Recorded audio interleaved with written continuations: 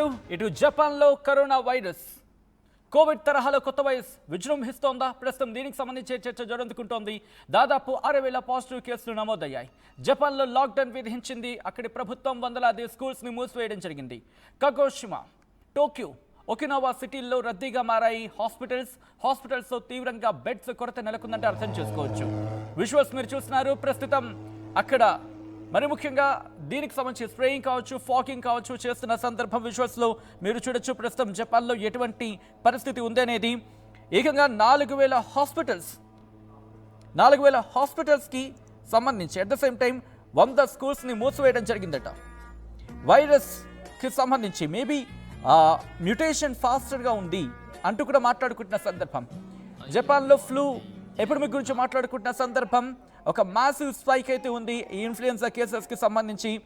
ఈ నేపథ్యంలో ఈ సిచ్యువేషన్కి సంబంధించి ఆ సివియారిటీని అర్థం చేసుకుని అక్కడి ప్రభుత్వం నేషనల్ వైడ్ ఫ్లూ ఎపిడమిక్గా డిక్లేర్ చేసింది. దీనికి సంబంధించి ఆ డీటెయిల్స్ ఇంకా ప్రస్తుతం అంటే పూర్తి స్థాయిలో చెప్పుకోవాలనుకుంటే ఇన్వెస్టిగేషన్ చేస్తున్నారు ఏం జరుగుతోంది అనే అంశానికి సంబంధించి. ఇప్పటికే కోవిడ్-19తో గత 5 ఏళ్లుగా పోరాటం చేస్తున్నారు. దాదాపుగా ప్రతి దేశం కూడా ఎక్కడో చోట ఏదో సందర్భంలో కోవిడ్-19కి సంబంధించి వినిపిస్తూనే ఉంది. అది సాధారణ భాషలో చెప్పాలంటే కరోనా వైరస్. అయితే జపాన్కి సంబంధించి ఇన్ఫ్లుయెన్జా ఇప్పుడు భయపెడుతోంది. అక్కడ ఈ వైరస్ అవుట్బ్రేక్ ఇన్ఫ్లుయెన్జాకి సంబంధించి ప్రస్తుతం అక్కడ కలవరపాటుకు గురి చేస్తోంది.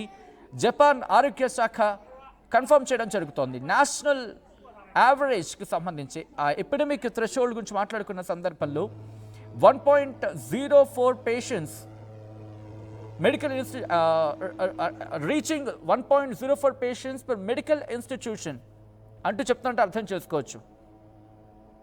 అయితే ఈ సీజన్లో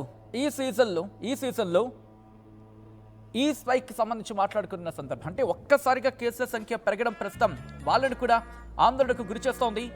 జపాన్లో ఈ కేసెస్ సంఖ్య రోజుకి పెరగడం అక్కడ వారిని ఆందోళనకు గురి చేస్తోంది. ఎక్స్పర్ట్స్ అయితే వార్న్ చేయడం జరుగుతోంది. ఈ ఫ్లూ వైరస్ ఇది చాలా ర్యాపిడ్గా ఎవాల్వ్ అవుతోంది. మరి ముఖ్యంగా హెల్త్ అథారిటీస్కి అంటే ఆరోగ్య శాఖకు సంబంధించి కొత్త ఛాలెంజెస్ని ఇస్తోంది. సో ఈ నేపథ్యంలో ఎప్పటికప్పుడు అప్డేట్ అందుతున్న పరిస్థితి ఉంది అక్కడ. సో ఈ అంశానికి సంబంధించి అంటే ఈ ఇష్యూస్ని దృష్టిలో ఉంచుకొని అక్కడ ప్రభుత్వం ఇప్పటికీ పూర్తి స్థాయిలో చర్యలకు ఉపక్రమించడం జరిగింది. జపాన్ అధికారులు ఏమంటున్నారంటే national wide flu epidemic declare చేయడం జరిగింది. స్కూల్స్ని మూసేశారు. కోవిడ్-19 ప్రోటోకాల్స్ ఉంటాయి కదా, ఆ కంట్రోల్కి సంబంధించి దాన్ని పూర్తి స్థాయిలో ఎస్టాబ్లిష్ చేయడం జరిగింది. ఇప్పటికీ 4,000 కేసెస్ ఇప్పటికీ బయటపడినట్టుగా అక్కడ ఆరోగ్య శాఖ చెబుతోంది. 4,000 మంది హాస్పిటలైజ్ అయ్యారు. నేను hospital I'm sorry for that. 4,000 మంది హాస్పిటలైజ్ అయ్యారు. దాంతోపాటు ఇంకా మాట్లాడుకున్న సందర్భంలో ఈ ఫ్లూ కేసెస్ ఇంకా పెరుగుతూ ఉన్నాయి. 4,000 మంది ఇప్పటికే హాస్పిటలైజ్ అయ్యారని చెప్పి కన్ఫర్మేషన్ ఇవ్వడం జరుగుతోంది అంటూ కూడా అక్కడ కొన్ని వెబ్సైట్స్ చెప్తున్న సందర్భం. దాంతోపాటు 100కు పైగా స్కూల్స్ని మూసేయడం జరిగింది దేశవ్యాప్తంగా. ఈ ఫ్లూ స్ప్రెడ్ గురించి మాట్లాడుకున్న సందర్భంలో ఈ ఇయర్లో అంటే ఈ ఏడాదికి సంబంధించి నార్మల్గా ఉంటుంది కదా, నార్మల్ని మించి ఉంది. హెల్త్ అథారిటీస్ ఒకటే చెప్పడం జరుగుతోంది.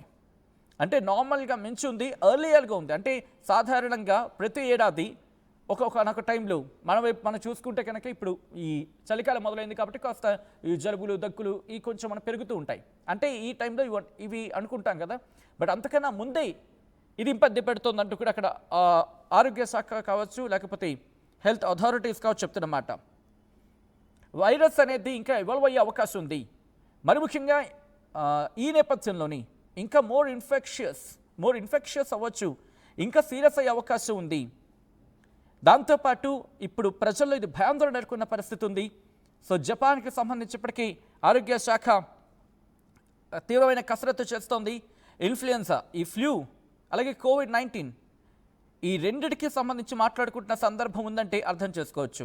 అక్కడ ఆరోగ్య శాఖ తీవ్రమైన కసరత్తు చేస్తోంది.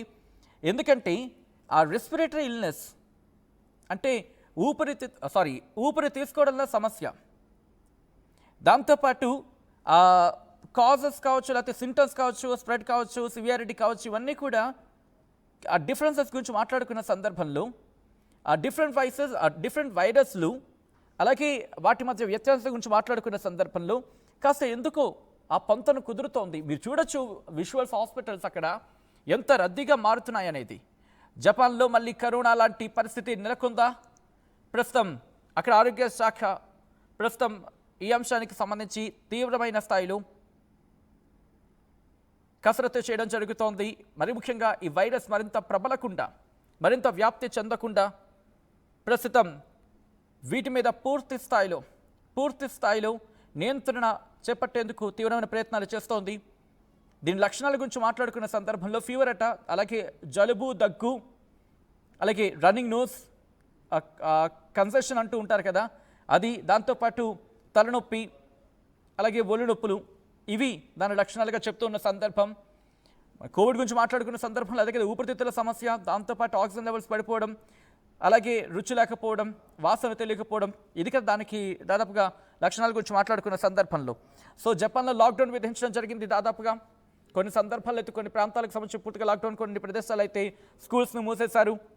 సేఫ్టీ టిప్స్ని అక్కడ అధికారులు సూచించడం జరుగుతుంది. చాలా కీలకం అంటున్నారు. ఎందుకంటే కోవిడ్-19 లాగే ఇన్ఫ్లుయెన్జా వైరస్ అనేది ఒకరి నుంచి ఒకరికి సోకే అవకాశం ఉంది అంటూ కూడా వాళ్ళు అనుమానాలు వ్యక్తం చేయడం జరుగుతుంది. కాబట్టి సురక్షితంగా ఉండేందుకు కొన్ని జాగ్రత్తలు తీసుకున్నట్టు కూడా అక్కడ ప్రభుత్వం చెబుతోంది.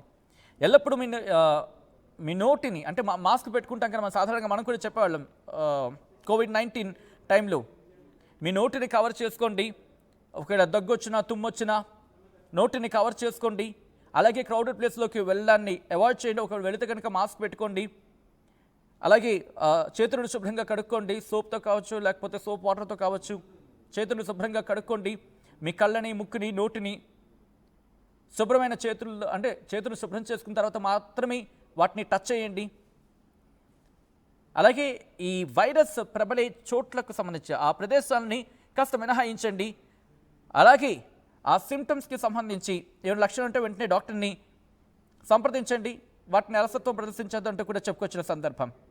ఎందుకు జపాన్ ఇప్పుడు లాక్డౌన్లో ఉంది అనే అంశానికి సంబంధించి మాట్లాడుకుంటే, సాధారణంగా వింటర్లో కొన్ని వైరస్లు విజృంభిస్తాయంత పెద్ద మాటని మాట్లాడలేను, కానీ ఈ కొన్ని సందర్భాల్లో అంటే ఈ శీతాకాలం లాంటి సందర్భాల్లో ఈ వైరస్లు కాస్త వ్యాపించే అవకాశం ఉంటుంది, ఈ వైరస్ కాస్త యాక్టివ్ అయ్యే అవకాశం ఉంటుంది.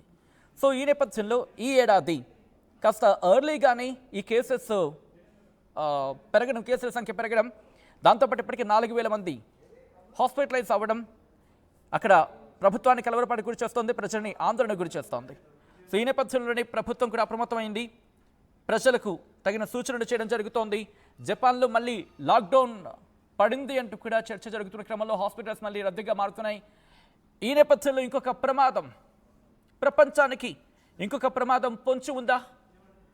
కరోనా వైరస్ తరహాలో ఇంకొక ఇన్ఫ్లుయెన్జా కావచ్చు, లేకపోతే ఇంకొక వైరస్ కావచ్చు ప్రబలే అవకాశం ఉందా?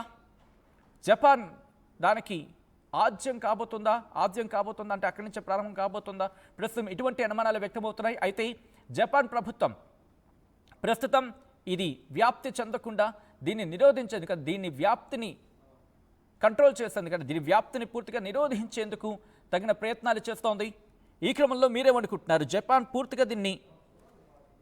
పూర్తిగా కట్టుదిట్టంగా దాన్ని ఏమంటారు, పూర్తిగా కంట్రోల్ చేయగలదా? మీరేమనుకుంటారు? కమెంట్ చేసే ప్రయత్నం చేయండి. అయితే ఈ కథనం మిమ్మల్ని కలవరపాటు గురి చేయొచ్చు. మిమ్మల్ని కలవరపాటు గురి చేయడం ఆర్టీవీ ఉద్దేశం కాదు, కానీ ఇటువంటి కథనాలు చూసినప్పుడు కాస్త కలవరపాటు గురి అవకాశం ఉంటుంది. కాబట్టి దీనికి సంబంధించి తగిన జాగ్రత్తలు తీసుకోవాలని ఆర్టీవీ సూచించడం జరుగుతోంది. ఇటువంటి కథనాలు చూపించడం, తద్వారా మీకు అవగాహన కల్పించడం, మిమ్మల్ని అప్రమత్తం చేయడంలో భాగంగానే కథనం చూపించడం జరుగుతోంది తప్ప మిమ్మల్ని కలవరపాటు గురి చేసే ఉద్దేశం ఆర్టీవీకి ఉండదు. కానీ ఇటువంటి కథనాలు చూసినప్పుడు కాస్త కలవరపాటు గురి అవకాశం ఉంటుంది. కాబట్టి దీనికి సంబంధించి తగిన జాగ్రత్తలు తీసుకోవాలని ఆర్టీవీ సూచించడం జరుగుతోంది. దిస్ ఈస్ సమ్వేర్ ఆ disturbing content, viewer description is advised. ఒక్కసారి ఆ దృశ్యాలు చూద్దాం.